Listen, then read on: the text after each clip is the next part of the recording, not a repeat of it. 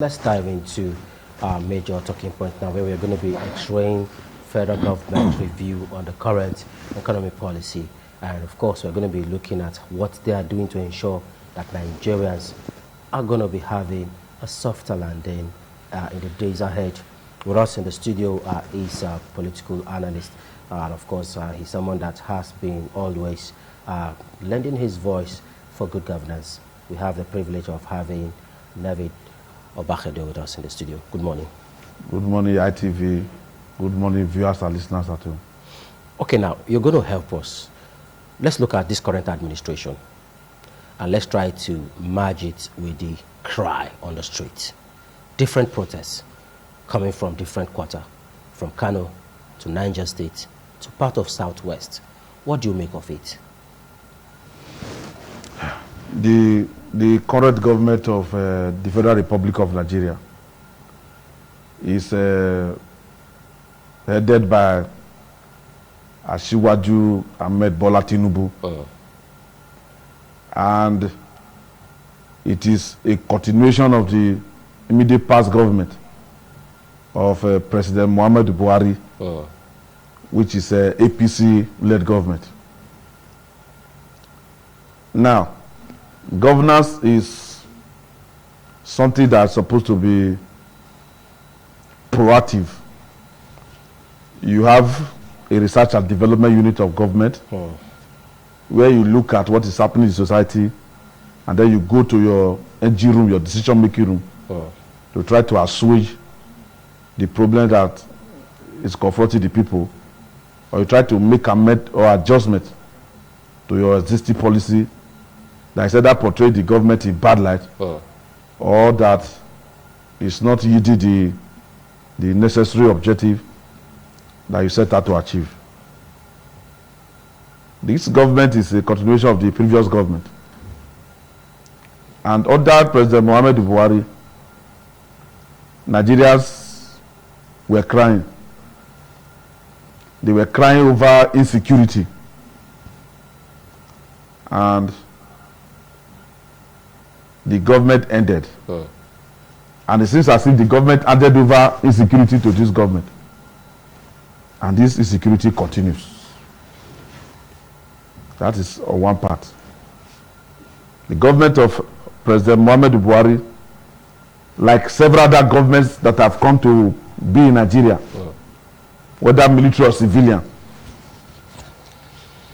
handed over insincerity to the Nigerian people. Insincerity in leadership. So insincerity was learned from the government? No, it has been there over time. Right from insincerity was there the First Republic, was there the Second Republic, was even there the aborted Third Republic, and now it's here. I'm just using this government as a case study to refer to a previous government, whether the government was provided by PDP or by the current APC. When we talk about insincerity in governance, I will take an aspect. In 2012, it was the PDP that was the government. And the economic mainstay of Nigeria centers on the oil sector. Now, the House of Rep set up a committee, and the committee was on fuel subsidy.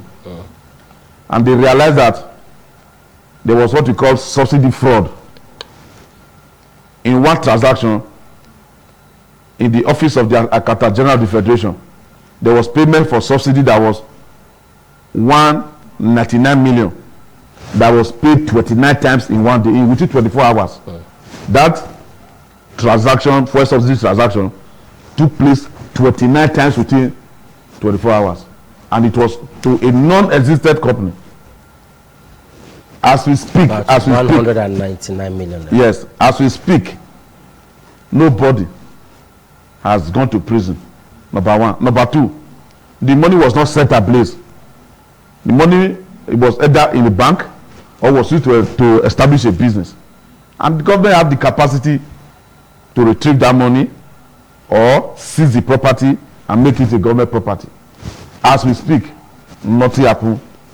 But to an extent, Obakhedo, this current government, you just actually told us, is a continuation from the previous government. Yes, but the fact that the government is, there may be changes in policies, but the fact that the government is also APC is a continuation. But they are saying they actually inherited bad economy from Buhari's government. We've had stakeholders, senior party leaders, chieftains of the APC come out to say, even those who actually campaigned for the former president, Muhammadu Buhari, they actually came out on national television to say where they are not okay with they weren't okay with the policies of the former president and the former administration, as it were, and they actually pulled out.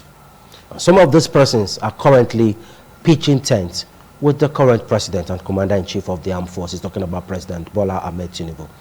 Do you think this current administration is deceiving Nigerians? Or do you feel they just came to power and they don't have policies to actually put Nigeria on a better roadmap? No, I cannot say categorically that the government is deceiving Nigerians. But what I can say is like what I was saying about fuel subsidy just now. And by way of continuing the fuel subsidy issue in this government, President Bola Ahmed Tinubu was a senator of the Federal Republic of Nigeria. Then the wife was first lady of the state, while himself was governor. The wife later became senator, and then the man is now president. The wife is first lady of Nigeria. So they're supposed to have wealth of experience in leadership. And they're supposed, since the man had the mind of becoming president all along, he's supposed to have been studying government and be running a kind of shadow government preparatory for his own leadership. Number one incalculable mistake that Tinubu made that is making life to be difficult for Nigerians now was the speech that he delivered on the inauguration day. First subsidy gone. Yes. He made that statement without knowing the implication of the statement. And this is like many people in leadership position usually make statements without knowing the import and the implication of the statement. You know why? They cannot sit down to think and write. They have an array of speech writers. I want to go and deliver a speech or so. Just look for some point that I can use to address Nigeria. Then the speech writer will just write everything. Then they will give it to maybe another person who is close to the president. Maybe in this case, chief of staff. He will say, okay, look at the speech that was written by so person. He will look at it, say it's good to go, without knowing the implication of what the speech was going to do to Nigeria. By saying that the government, the administration, the document that were handed over to me for previous administration, subsidy was not there. And so subsidy is gone. Before the president left the Go Square, people selling fuel across the country, they raised the import price of petroleum products. Was it their fault? Whether it was their fault. It their fault? It was not their fault. And that's why I'm putting the blame on the office of the president. Okay. Now, putting the blame on the office of the president. If the president did not mean what he was saying, and he now saw the reaction, he was supposed to abuse the power of the government to ensure that they reduce the import price.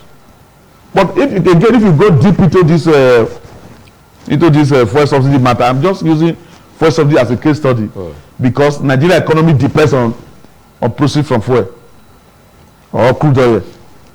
Now, in 2023, the same House of Rep set up another ad hoc committee, and they were now looking at the same fuel subsidy regime. The other one stopped at 2012.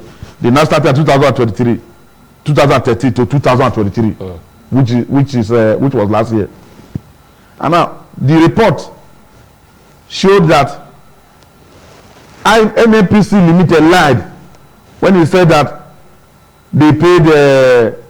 I have the figures, so let me not misquote them. That in 2020 they paid 1 trillion naira to independent oil marketers. In 2021 they paid 3 trillion. In 2022 4.2 trillion, and then in 2023 about 18 trillion they paid to independent oil marketers. So where are these monies now? No, the implication is that when these independent oil marketers, among them AA Rano, we have AA Rano filling station along this road, then we have Rwando and some of the Sahara, some other companies, they came up to say that they were not part of the independent marketers that this money was paid to. It means NNPCL lied. So who now received this money? Yeah, who received the money? If the government is saying because of the fraud, because of powerful persons, because of people who are plundering the nation through fuel subsidy, what happens to the capacity of the state to coerce people to obey rules and regulations of the country? The capacity, that means the state does not have the capacity to punish offenders. So anybody can do anything and go away with it. And again, I believe that anybody can do anything and go away with it, because recently they said kidnappers were rampaging Abuja, and then one kidnapper was arrested. I watched a video where the kidnapper was telling one of the policemen that I will come for you, my people will come and bail me out, maybe yes, I will serve 1 year, then I will come for you and your family. Broad daylight. Yes, broad daylight, and within the premises of a police command. So if people don't do things and go away with it in Nigeria, that kind of criminal, that kind of a suspect, he could supposed to be kept incommunicado from the beginning of his trial to the end. So do we not have people that doesn't obey laws of the land? That's one. Or do we not have government that help to hide some of these persons? Because we've seen cases where vessels carrying oil will be intercepted, and before you know, the owners of those vessels get away with it.